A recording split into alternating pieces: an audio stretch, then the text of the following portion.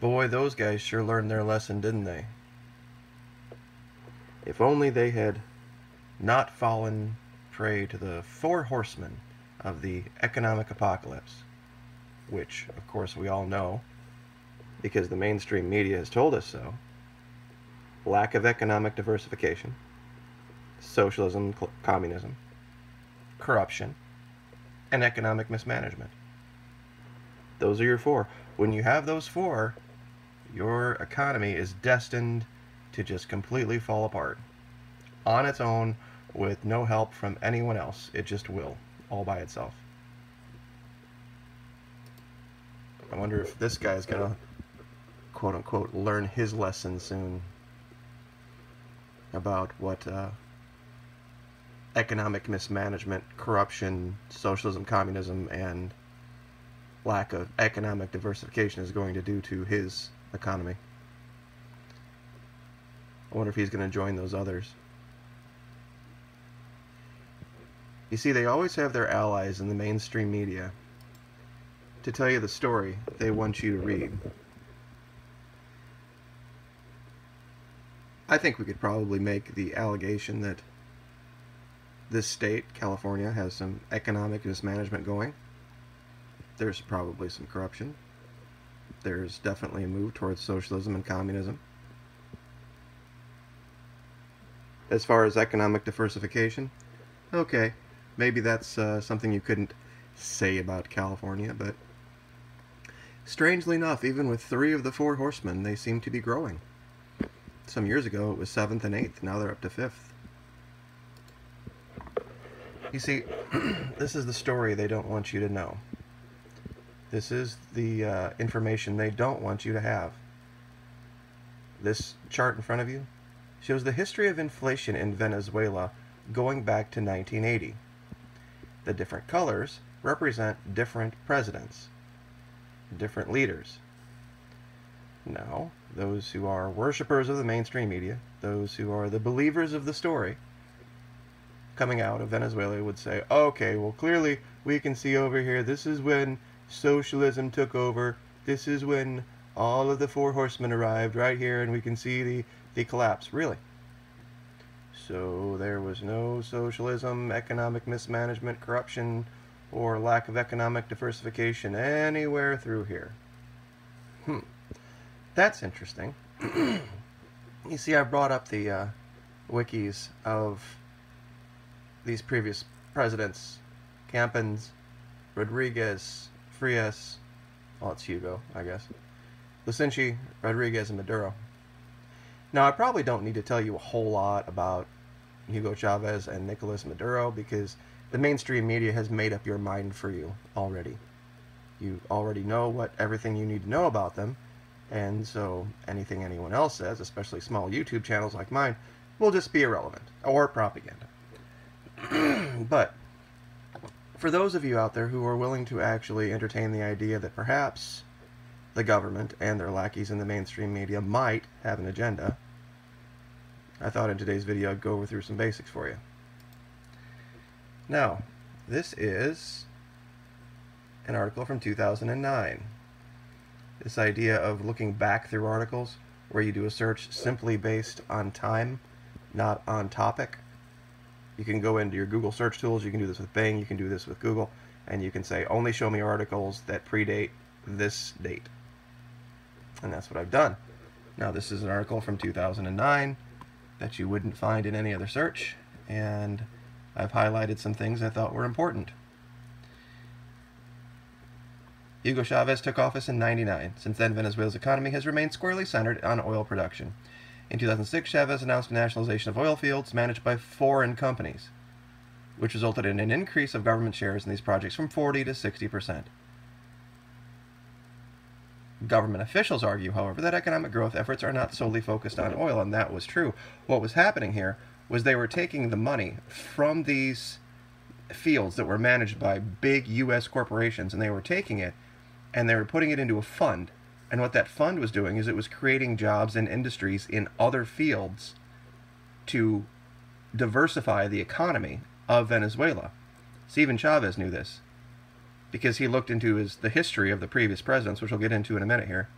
and saw that that was going to be eventually a problem for them. So that's what they were trying to do. The story, of course, is that, he's taking all the money for nationalization because he wants power and all this kind of stuff. Nothing could have been further from the truth. And here, they actually admit this. Venezuela's ambassador to the United States, Bernardo Alvarez Herrera, wrote in a 2006 Foreign Affairs essay, the non-oil sector, which includes mining, manufacturing, and agriculture, grew 10.6% in 2005. Now, a country like this is always going to be dependent on oil, but not exclusively. And you have to also remember at this time, it was illegal for the United States to export oil by its own laws. So the things that it did to affect the oil markets didn't affect itself. That and Saudi Arabia, which is a true dictatorship, were able to completely manipulate the world during this time with no effect on themselves whatsoever, and the petrodollar is part of that. And it actually had an effect. Reduced poverty, unemployment was below 10%. And there were some negative consequences as well. But one thing that you have to understand about this, Venezuela is smaller than California in population. California has 40 million people. Even today, this only has 32 million people. Yet Chavez has also moved to expand PDVSA's role in Venezuela's oil ventures. Now remember, I'm reading from a 2009 article here. In the 90s, Venezuela opened its oil industry to limited private investment and allowed foreign companies to manage specific oil fields. Such strategic associations made up roughly 23% of total oil production in 2006. In April, Chavez announced that the government would take a majority stake, and this is what we just talked about, 40 to 60%. Though this partial nationalization is expected to burden PDVSA with investment costs in the billions, in 2007 the president created 7 new subsidiaries of PDVSA, including services, agricultural, shipbuilding, construction, industry.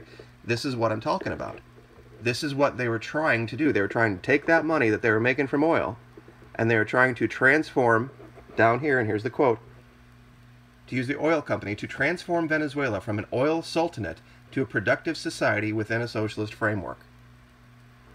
So this is what was going on. This is what they don't want you to know about. Now, there were a few different dips in oil, especially the 2008 oil crisis that happened shortly after this, that didn't affect Venezuela in the least. And I can show you that back on this chart. Let's see if I can find it here. There it is. As you can see, there's 2006, 2007, 2008. See some giant change in inflation during that time? No. Not at all. You'd have thought for sure that that would have affected them, but it didn't. Here's something that a lot of people don't know as well. 15 cents a gallon down there is riot worthy.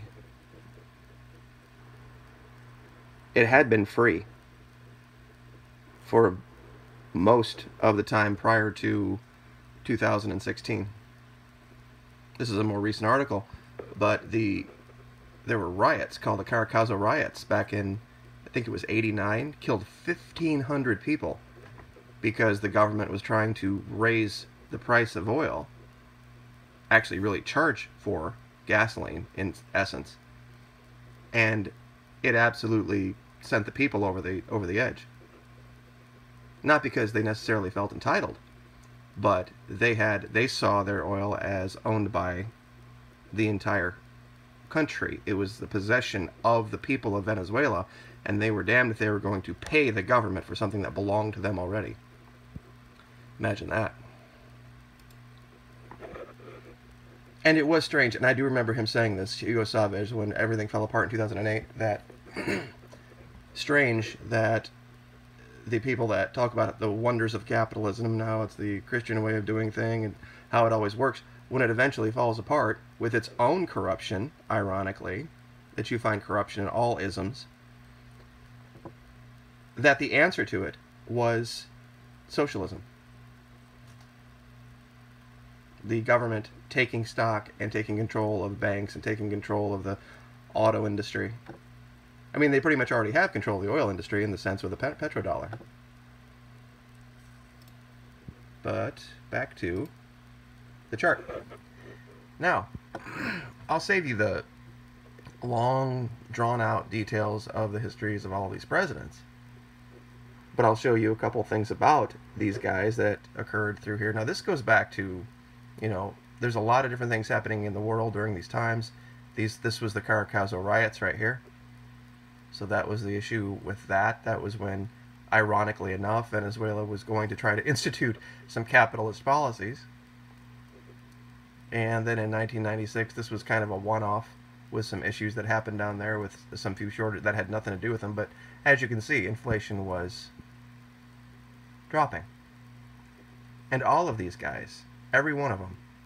Let's see, let's start with, let's see who's yellow. This is Lushensi, okay? First 3 years of his presidency were characterized by efforts to achieve economic stability, paying off of foreign debts, reduction of public spending, implementation of social programs benefiting the people, and the promotion of industrial growth.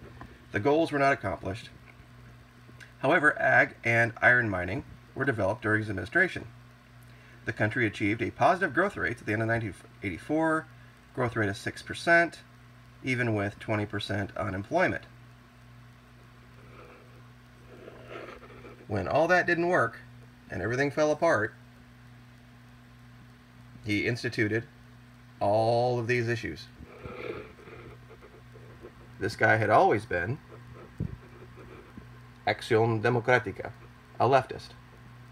And there was corruption under him as well.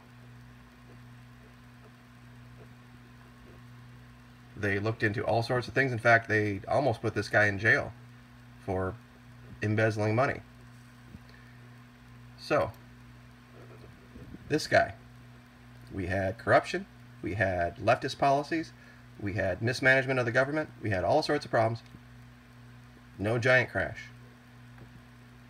The next guy, Carlos Andres Perez Rodriguez, same thing, basically, except the thing with this guy is that he instituted the Washington Consensus with the help of the IMF, something that the current president and the one before that saw as a problem and saw as giving up sovereignty, which I think not many Americans, at least true Americans who understand what our Constitution is about and what we're about, I don't think anybody would disagree with that. And he was impeached as well. The next one, the green one, Rafael Caldera Rodriguez. Once again, slave to the IMF, had all sorts of problems. These guys were all leftists, every single one of them. This guy was probably a little bit more unleftist than others, the Christian Democratic Party. But this goes back quite a ways. And the reason I brought all this up is because very shortly the U.S. is going to get involved in Venezuela. And this is not some pro-Maduro propaganda video. This isn't even pro-socialism, it's not pro-communism. It's a different issue. It's not about the isms. It's not about capitalism is better than socialism. I don't care what society it was. If it decided it was going to defy the U.S. with the petrodollar, they were going to have a problem. This is what they don't want you to know. According to all of these statistics, they want you to know is that as soon as communism or socialism takes over, you see this giant sliding, oh, everything's going in the shitter. This would be inflation, so you would have seen it going doo-doo-doo-doo all the way up to here. That's not the case. There were times when it went up, and there were times when it went down. And under Chavez, it stayed pretty steady. See, but right here is when things changed. This is when the U.S. and the Saudis got together, artificially glutted the market with oil, causing a crash in oil prices. Right here. This is what happened. And ironically, this was when the U.S. law expired for the U.S. exporting petroleum. See, prior to 2015, the U.S. was not, by its own law, allowed to export petroleum. So there was no incentive for it to maintain prices one way or the other. By cratering the price, it was just a political advantage. And as far as this giant exodus of people, let me show you something, guys. And this is what we'll end with here. The population of Venezuela is 31.57 million people. Okay? Now, by the most generous of estimates, somewhere between 700,000 and 2 million Venezuelans have left their country since 1999. Now, it's 2018, so that's 19 years, right? But let's just go with the maximum number. Let's assume it's 2 million. All we need to do is, let me see if I can find that tab, is take 30 million and divide it by that number. Now, remember, we said 2 million, right? 2, 2, 3, 1, 2, 3. And we're going to divide that by the population of the country. 6.4% of the population over almost 20 years. That's some giant end-of-the-world exodus? That's some huge problem? More people were killed in Chicago over one weekend than were killed in Venezuela over starvation or over protests. See, this is the lie. They love to get you guys with all of these huge numbers when they don't give you the numbers they're related to. There's no huge exodus of people out of Venezuela. Are there problems? Yes. Has the dollar-based Bolivar completely failed? Yeah. At the direction and instruction of the United States, it has. But now we have another country that is trying to maintain its sovereignty. So when you hear the mainstream media talk about planes or ships or sailors or soldiers that are going to be involved in some kind of quote-unquote humanitarian mission into Venezuela, you'll know what the truth is. What's really going on. This is about the U.S. keeping the largest oil reserves in the world in Venezuela under its control and under the control of the petrodollar. And that's all this is about. You know, it makes for great video material until it has a cost in human life. And this is what I'll leave with: the difference between what happened in Libya and what happened in Iraq, what happened in Iran, what's happening in Syria. That's on the other side of the globe. This is in our backyard. And this country is not some war-torn basket case with burning cities and starving zombie people. It is a heavily armed, at one time was richer than Saudi Arabia country, with people that aren't just going to lie down and take it. South Americans are not Arabs. They are not going to go quietly. And it's going to cause a giant nightmare in our backyard, and they have ways of getting to the United States that's starting to manifest itself in Cancun, Mexico. All of this is tied together. But we're at 20 minutes, and I don't want to waste a whole bunch more of your time. But I want you guys to think about the effects of two countries right next to each other, one getting $500 million a year in aid from the United States and the other one getting nothing, being sanctioned and having its economy basically criminalized. So I'll leave it there. I hope you all have a safe Cinco de Mayo. Uber, Lyft, out there. Take advantage of it. Be safe. And we will talk to you later. Like, share, subscribe.